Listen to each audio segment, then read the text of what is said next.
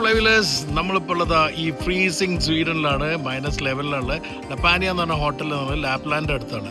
എന്തായിരിക്കും വന്നാൽ നമുക്ക് ഊഹിക്കാമല്ലോ, ഫോക്സ് വാഗൻ്റെ ഐസ് ഡ്രൈവ് എക്സ്പീരിയൻസിന്. നമ്മൾ മുമ്പ് ഓഡിയുടെ കൂടെ വന്നിട്ടുള്ള ഫിൻലാൻഡിലെ ലാപ്ലാൻഡിലാണെങ്കിൽ ഇത് സ്വീഡൻ്റെ ലാപ്ലാൻഡിലാണ്. നമുക്ക് ഏതായാലും ഈ എക്സ്പീരിയൻസ് നോക്കാം. All my flyers, welcome to fly.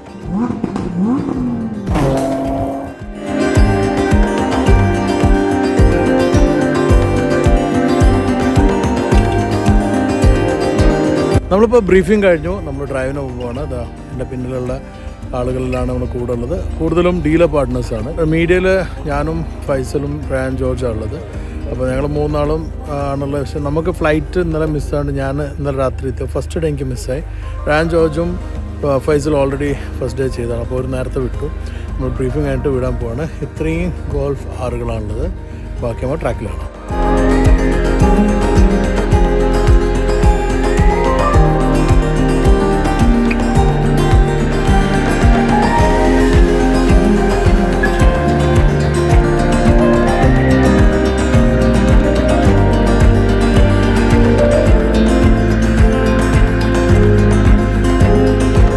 നമ്മളുള്ളതിപ്പം ഒരു ഫ്രോസൺ ലേക്കല്ല, റിവറിലാണ്. ഇത് ശരിക്കും ഒരു റിവറാണ്.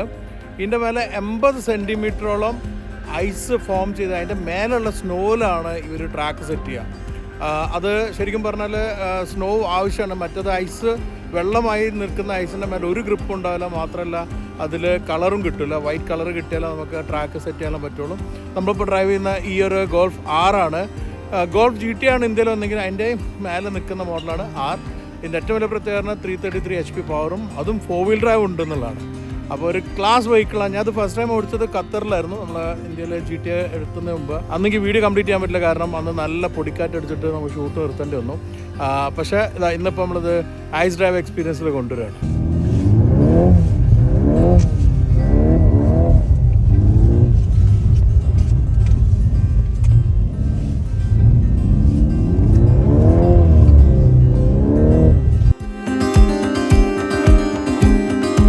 ഗോൾഫ് GT ആയിട്ട് ആറിൻ്റെ ഡിഫറൻസുകൾ നമുക്ക് നോക്കാം. പുറമെല്ലാം തന്നെ കാണാം, വലിയ വ്യത്യാസമൊന്നുമില്ല. ലൈറ്റ് സെയിമാണ്, ബമ്പർ സെയിമാണ്. വീൽ ഇതിൽ വന്നിരിക്കുന്നത് ഡിഫറെൻറ്റ് വീലാണ്. കൂടുതൽ വലിയ വീല് പറ്റില്ല, കാരണം നമുക്ക് ഇവിടെ സ്നോ ടയർ ഇടുന്നതാണ്. ആറെന്നുള്ള ലോഗോ ഇവിടെ വന്നിട്ടുണ്ട്. കയ്യിൽ നിന്ന് പുറത്തിടാൻ പറ്റില്ല, അത്രയ്ക്ക് നടപ്പുണ്ട്. പിന്നെ സൈഡ് പ്രൊഫൈൽ എല്ലാം സെയിമാണ്. റിയറിൽ വരുമ്പോഴാണ് നമുക്ക് മാറ്റങ്ങൾ കാണുന്നത്. ഒന്ന് ഈ ഡബിൾ എക്സോസ്റ്റ് 2 സൈഡിലും ഉണ്ട്.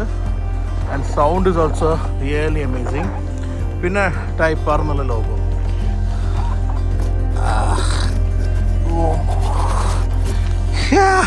So cool. സോ ഇതാണ് ഗോൾഫ് ആർ. ഡ്രിഫ്റ്റിൻ്റെ ഭാഗമായിട്ട് സ്നോ നിൽക്കുന്നുണ്ടല്ലേ.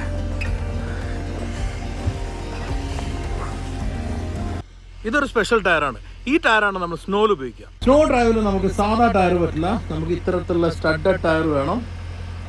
അപ്പോൾ ഈ സ്റ്റഡെല്ലാം സ്റ്റീൽ സ്റ്റഡാണ്, കാറിൻ്റെ ചുറ്റുണ്ടാവും. ഇത് സ്നോയിൽ മാത്രം ഉപയോഗിക്കുകയുള്ളൂ ഇവർ. അല്ലാതെ റോഡിൽ ഓടിക്കുമ്പോൾ ടട്ടട്ടായിരുന്ന സൗണ്ട് ഉണ്ടാവും, നമുക്ക് റൈഡ് കംഫർട്ടും ഇല്ല. 18 ഇഞ്ചിൻ്റെ സ്പെഷ്യൽ മെയ്ഡ് ആയിട്ടുള്ള ഒരു ടയറാണിത്. ഇത്തരം ടയറുകളെല്ലാം ഈ ഭാഗത്ത് ഭയങ്കര കോമൺ ആണ്, സാധാ കാറുകളിലെല്ലാം ഉപയോഗിക്കുന്നതാണ്. ഇല്ലാതെ ഇവിടെ ഓടിക്കാൻ പ്രയാസമാണ്. അതുകൊണ്ട് ഈ ടയറാണ് നമ്മൾ സ്കാൻഡിനേവിയൻ കൺട്രീസിലും ഐസുള്ളിടത്തിൽ ഉപയോഗിക്കേണ്ടത്. സോ ഇന്ത്യയിൽ നോക്കുമ്പോൾ പ്രിറ്റി മച്ച് സെയിം ആണ്.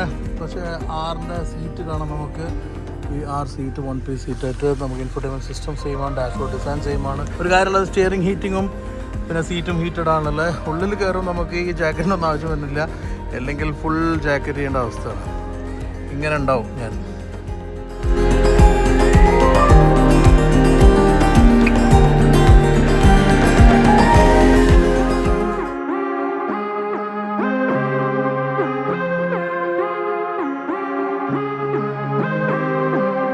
ലഞ്ച് ബ്രേക്ക് കഴിഞ്ഞിട്ടുള്ള റീസ്റ്റാർട്ടിംഗ് ആണ്.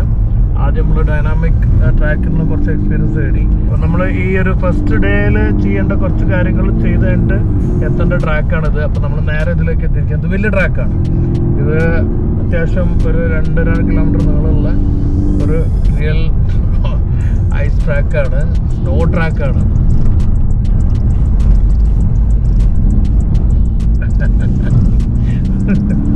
ശരിക്കുള്ള ട്രക്കി ട്രാക്കാണത്. എനിവേ നമ്മളിപ്പോൾ ഓടിക്കുന്നത് ഇതിൽ ഡിഫറെൻറ്റ് ഡ്രൈവ് മോഡ്സ് ഉണ്ട്, പല മോഡുണ്ട്.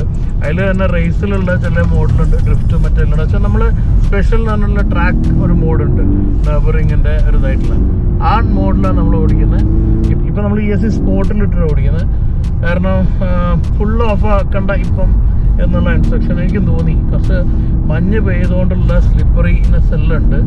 മഞ്ഞ് പെയ്യുന്നത് റിസ്ക്കാണ്, ഡ്രൈ നിൽക്കുന്നതാണ് നല്ല. അപ്പോൾ മഞ്ഞ് പെയ്തിട്ടുള്ള ഒരു എഫക്റ്റൊക്കെ കണ്ടിട്ടുണ്ടാവും. പുറത്ത് ഭയങ്കര മൂടിയായിട്ടുള്ളത്. ഇനി മഞ്ഞ് പെയ്താൽ നമുക്ക് കാണൂല. അപ്പോൾ ആ അവസ്ഥയല്ല, അതിൻ്റെ മുന്നത്തെ ഒരു അവസ്ഥയിലാണ്. ESC വേണ്ടപ്പോൾ ഒന്ന് പിടിക്കും, പക്ഷെ നല്ലതാണ്. പക്ഷെ റിയൽ ഫൺ മെഷീൻ കേട്ടോ. കാരണം കോമ്പാക്ട്നെസ്, അതേപോലെ തന്നെ ഇതിൻ്റെ സ്റ്റെബിലിറ്റി, റിയൽ ഫൺ മെഷീൻ.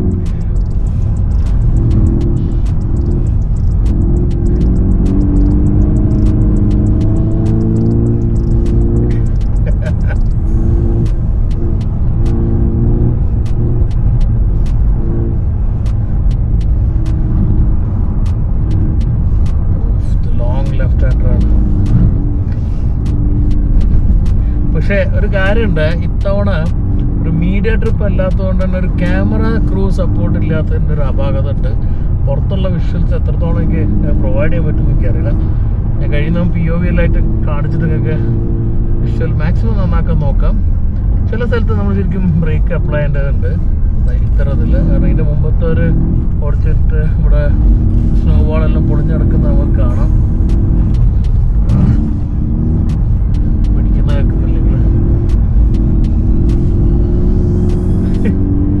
പക്ഷേ ഫൺ തന്നെയാണ്.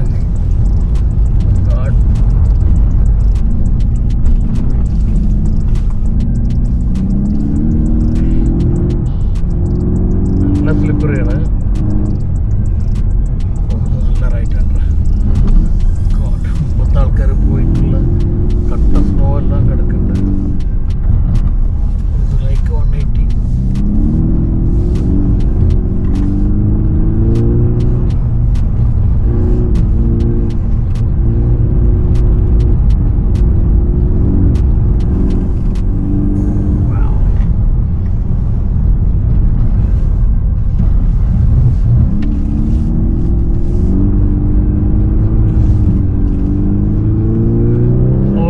എല്ലാ ഗുണമുണ്ട്.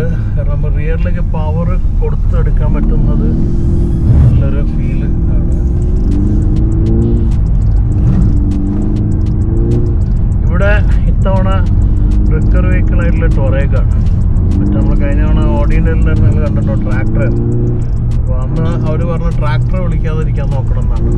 ഇവിടെ പറഞ്ഞെങ്കിൽ ടൊറേഗിനെ വിളിക്കാതിരിക്കാൻ നോക്കാൻ. ഇൻസ്ട്രക്ടേഴ്സിന് ഭയങ്കര ഫണ്ണി കമൻസ് എല്ലാം ഉണ്ടാവും എപ്പോഴും.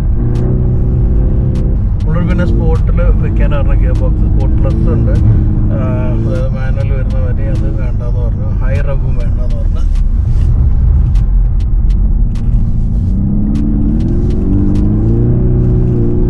പിന്നെ ഈ ഒരു സ്നോ ലോങ് സ്ട്രെച്ച് ഫാസ്റ്റ് സ്ട്രെച്ചാണ്.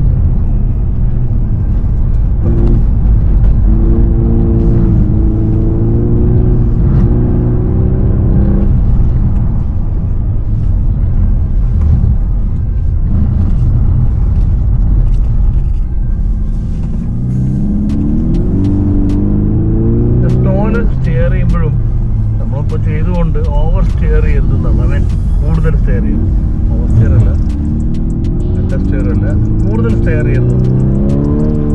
അപ്പോൾ കൺട്രോൾ ഇല്ലാതെ സ്ട്രെയിറ്റ് പോകും എന്നുള്ളതാണ്. അപ്പോൾ അതുകൊണ്ടെല്ലാം ശ്രദ്ധിച്ചുകൊണ്ടുള്ള ഓടിക്കലാണ് ഓടിച്ചുകൊണ്ടിരിക്കുന്നത്. ഇത് ഫസ്റ്റ് കംപ്ലീറ്റ് ലാപ്പാണ്. സോ ഒരു കോഫി ബ്രേക്ക് കഴിഞ്ഞിട്ട് നമ്മൾ വീണ്ടും ട്രാക്കിലേക്ക് പോകണം. ട്രാക്കിൻ്റെ അവസ്ഥ ഇപ്പം കാണിച്ചു തരാം. കൂടുതൽ മഞ്ഞും അതുപോലെ തന്നെ എന്താ പറയുക, ഫുള്ള് ഫോഗി ആയിട്ടാണ് നിൽക്കുന്നത്. ഇനിയുള്ള ഡ്രൈവ് കുറച്ചുകൂടി ചാലഞ്ചിങ് ആയിരിക്കും. അതൊന്ന് ഒരു ലെഗും കൂടെ ഉണ്ട്. നമുക്ക് അത് കഴിഞ്ഞാൽ നമ്മൾ ഇന്നത്തെ എക്സ്പീരിയൻസ് കഴിയും. നോക്കാം. ഇവിടെ ഐസ് ഉണ്ട്. ഇതാ അവിടെ കാണാം. കഴിഞ്ഞ പ്രാവശ്യത്തെ ഒരു മഞ്ഞ് തട്ടേണ്ടതാണ്. അപ്പോൾ നമുക്ക് ക്ലീൻ ചെയ്യണം. നോക്കാം.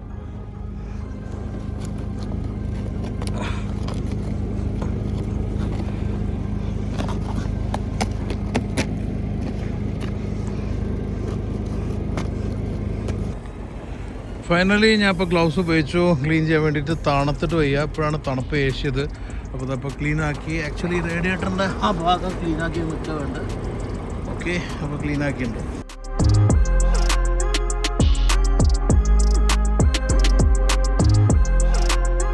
ഓക്കെ, ഇനി അത് അവസാനിക്കുകയാണ്.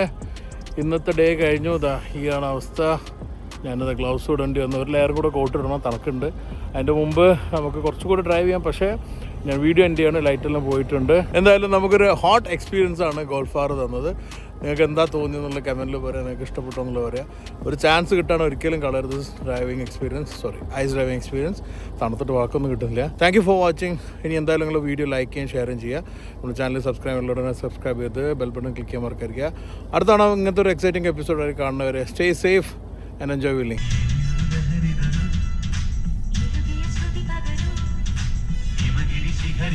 ഹോട്ടലിലേക്ക് പോവാണ്.